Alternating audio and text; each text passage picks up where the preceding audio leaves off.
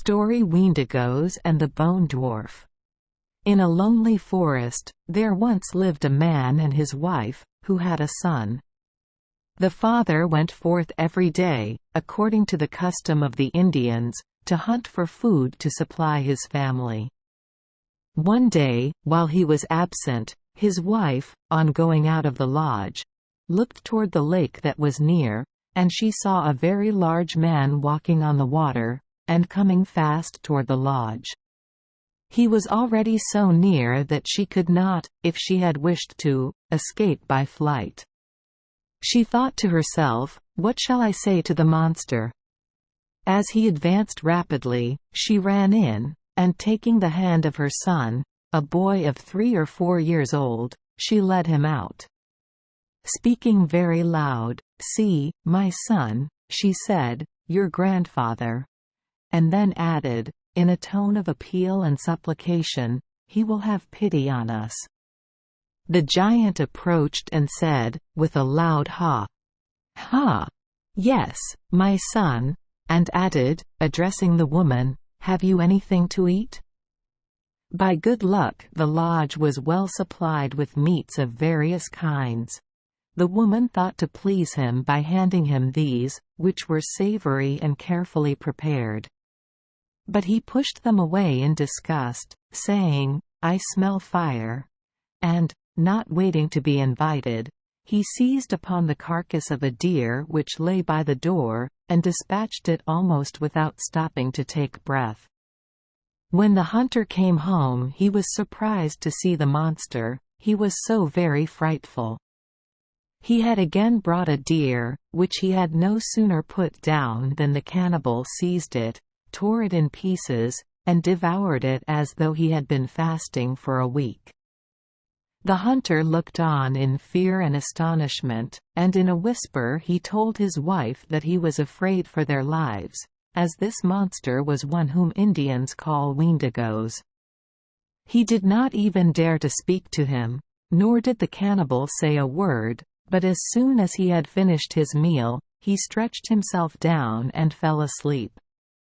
In the evening the Weendigo told the people that he should go out a-hunting, and he strutted away toward the north. Toward morning he returned, all besmeared with blood, but he did not make known where he had been nor of what kind of game he had been in quest. Although the hunter and his wife had dreadful suspicions of the sport in which he had been engaged. Withal his hunger did not seem to be stayed, for he took up the deer which the hunter had brought in, and devoured it eagerly, leaving the family to make their meal of the dried meats which had been reserved in the lodge.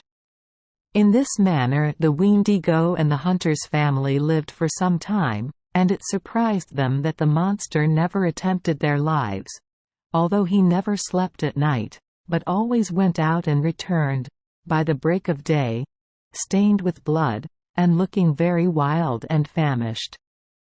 When there was no deer to be had wherewith to finish his repast, he said nothing. In truth he was always still and gloomy, and he seldom spoke to any of them. When he did, his discourse was chiefly addressed to the boy. One evening, after he had thus sojourned with them for many weeks, he informed the hunter that the time had now arrived for him to take his leave, but that before doing so, he would give him a charm that would bring good luck to his lodge. He presented to him 2 arrows, and thanking the hunter and his wife for their kindness, the Weendigo departed, saying, as he left them, that he had all the world to travel over. The hunter and his wife were happy when he was gone, for they had looked every moment to have been devoured by him. He tried the arrows, and they never failed to bring down whatever they were aimed at. They had lived on, prosperous and contented, for a year, when, one day, the hunter being absent, his wife on going out of the lodge, saw something like a black cloud approaching. She looked until it came near, when she perceived that it was another Weendigo or giant cannibal. Remembering the good conduct of the other, she had no fear of this one, and asked him to look into the lodge. He did so, and finding after he had glared around, that there was no food at hand, he grew very wroth, and, being sorely disappointed, he took the lodge and threw it to the winds. He seemed hardly at first to notice the woman in his anger, but presently he cast a fierce glance upon her, and seizing her by the waist, in spite of her cries and entreaties, he bore her off. To the little son, who ran to and fro lamenting, he paid no heed. At nightfall, when the hunter returned from the forest, he was amazed. His lodge was gone, and he saw his son sitting near the spot where it had stood, shedding tears. The son pointed in the direction the Weendigo had taken, and as the father hurried along he found the remains of his wife strewn upon the ground. The hunter blackened his face, and vowed in his heart that he would have revenge. He built another lodge, and gathering together the bones of his wife, he placed them in the hollow part of a dry tree. He left his boy to take care of the lodge while he was absent, hunting and roaming about from place to place, striving to forget his misfortune, and searching for the wicked Weendigo. He had been gone but a little while one morning, when his son shot his arrows out through the top of the lodge, and running out to look for them, he could find them nowhere. The boy had been trying his luck, and he was puzzled that he had shot his shafts entirely out of sight. His father made him more arrows, and when he was again left alone, he shot one of them out, but although he looked as sharply as he could toward the spot where it fell, and ran thither at once, he could not find it. He shot another, which was lost in the same way, and returning to the lodge to replenish his quiver, he happened to espy one of the lucky arrows, which the first Weendigo had given to his father, hanging upon the side of the lodge. He reached up, and having secured it, he shot it out at the opening, and immediately running out to find where it fell, he was surprised to see a beautiful boy just in the act of taking it up, and hurrying away with it to a large tree, where he disappeared. The hunter's son followed, and having come to the tree, he beheld the face of the boy looking out through an opening in the hollow part. "Ha! Ha!" he said, "my friend, come out and play with me," and he urged the boy till he consented. They played and shot their arrows by turns. Suddenly the young boy said, "Your father is coming. We must stop. Promise me that you will not tell him." The hunter's son promised, and the other disappeared in the tree. When the hunter returned from the chase, his son sat demurely by the fire. In the course of the evening he asked his father to make him a new bow, and when he was questioned as to the use he could find for two bows, he answered that one might break or get lost. The father, pleased at his son's diligence in the practice of the bow, made him the two weapons, and the next day, as soon as his father had gone away, the boy ran to the hollow tree, and invited his little friend to come out and play, at the same time presenting to him the new bow. They went and played in the lodge together, and in their sport they raised the ashes all over it. Suddenly again the youngest said, "Your father is coming, I must leave." He again exacted a promise of secrecy, and went back to his tree. The eldest took his seat near the fire. When the hunter came in, he was surprised to see the ashes scattered about. "Why, my son," he said, "you must have played very hard today to raise such a dust all alone." "Yes," the boy answered, "I was very lonesome, and I ran round and round. That is the cause of it." The next day the hunter made ready for the chase as usual. The boy said, "Father, try and hunt all day, and see what you can kill." He had no sooner set out than the boy called his friend, and they played and chased each other round the lodge. They had great delight in each other's company, and made merry by the hour. The hunter was again returning, and came to a rising ground, which caught the winds as they passed, and he heard his son laughing and making a noise, but the sounds as they reached him on the hill top seemed as if they arose from two persons playing. At the same time the younger boy stopped, and after saying, "Your father is coming," he stole away, under cover of the high grass, to his hollow tree, which was not far off. The hunter, on entering, found his son sitting by the fire, very quiet and unconcerned, although he saw that all the articles of the lodge were lying thrown about in all directions. "Why, my son," he said, "you must play very hard every day, and what is it that you do, all alone, to throw the lodge in such confusion?" The boy again had his excuse.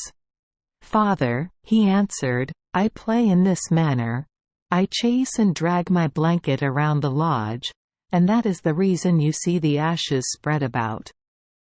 The hunter was not satisfied until his son had shown him how he played with the blanket, which he did so adroitly as to set his father laughing, and at last drive him out of the lodge with the great clouds of ashes that he raised. The next morning the boy renewed his request that his father should be absent all day, and see if he could not kill 2 deer. The hunter thought this a strange desire on the part of his son, but as he had always humored the boy, he went into the forest as usual, bent on accomplishing his wish, if he could. As soon as he was out of sight, his son hastened to his young companion at the tree, and they continued their sports. The father, on nearing his home in the evening, as he reached the rising ground, again heard the sounds of play and laughter, and as the wind brought them straight to his ear, he was now certain that there were 2 voices. The boy from the tree had no more than time to escape, when the hunter entered, and found his son, sitting as usual, near the fire. When he cast his eyes around, he saw that the lodge was in greater confusion than before. "My son," he said, "you must be very foolish when alone to play so. But, tell me, my son, I heard 2 voices, I am sure," and he looked closely on the prints of the footsteps in the ashes.